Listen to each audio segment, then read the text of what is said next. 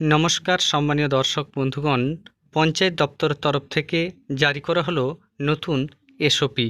এবার থেকে সরকারের তরফ থেকে জানানো হচ্ছে বাড়ি পিছু 1200 টাকা করে কর আদায়ের লক্ষ্যমাত্রা নেওয়া হচ্ছে।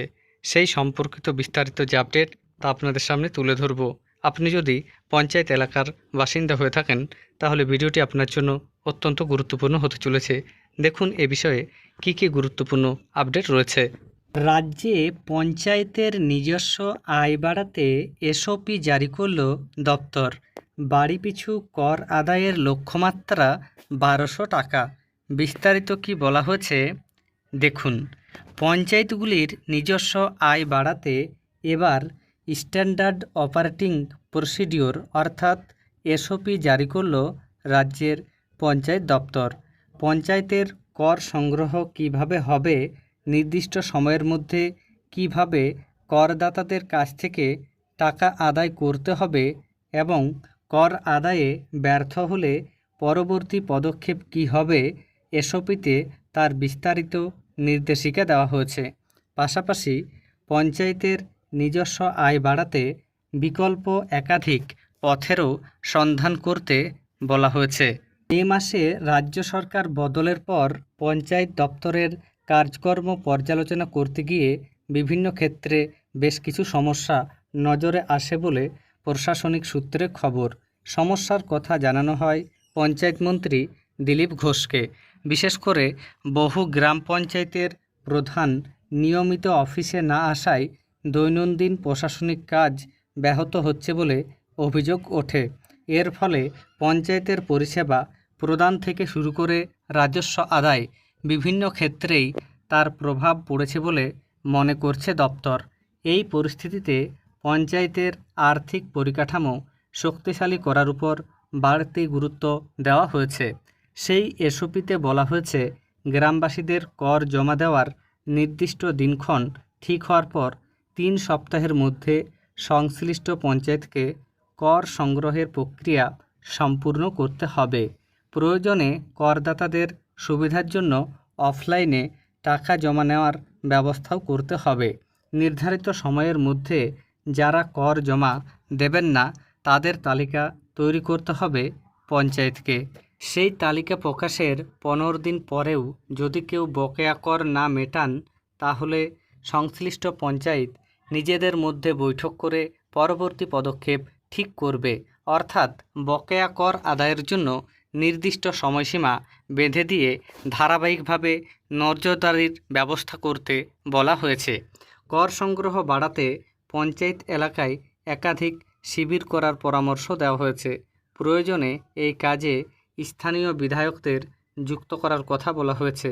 প্রশাসনের ধারণা, জনপ্রতিনিধিদের সক্রিয়ভাবে যুক্ত করা গেলে সাধারণ মানুষের মধ্যে কর প্রদানের বিষয়ে সচেতনতা বাড়বে এবং রাজস্ব আদায়ও বৃদ্ধি পাবে।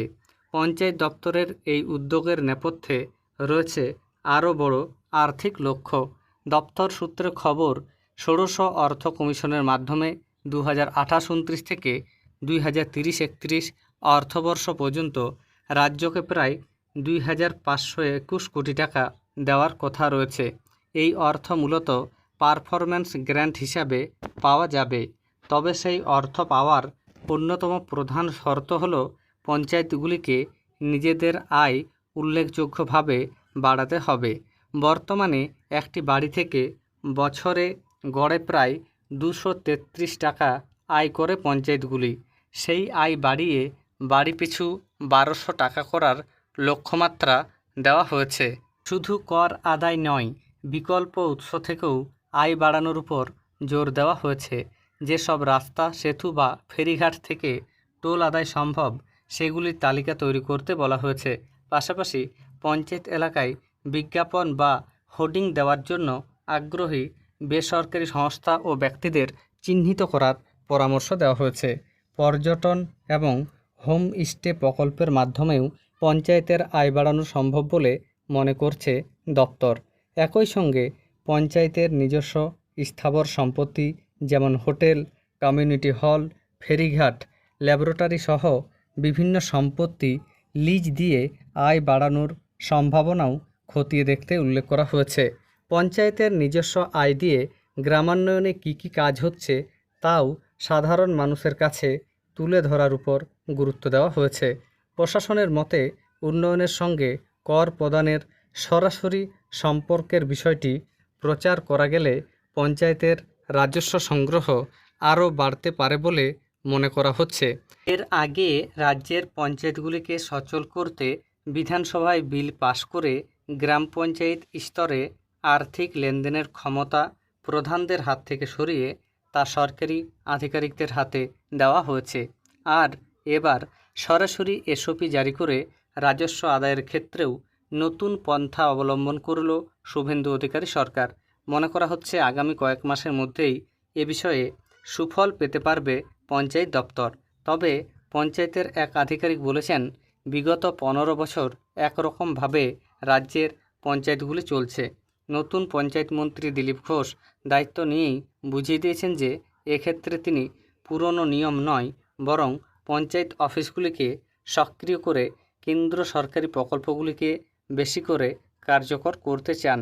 কারণ রাজ্য সরকার বদলের পরেও জি প্রকল্প চালু করতে পঞ্চায়েত দপ্তরকে যথেষ্ট বেগ পেতে হয়েছে।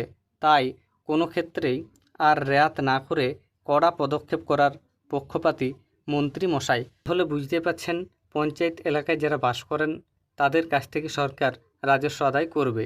এটা কোনো নতুন রাজস্ব নয়, আগেও ছিল, সেটা ছিল 233 টাকা গড়ে। এবার রাজ্য সরকারের তরফ থেকে বাড়ি পিছু বছরে 1200 টাকা করে আদায়ের লক্ষ্যমাত্রা নেওয়া হয়েছে। এ ব্যাপারে আরও বিস্তারিত আপডেট এলে আপনাদের সামনে তুলে ধরব। ধন্যবাদ।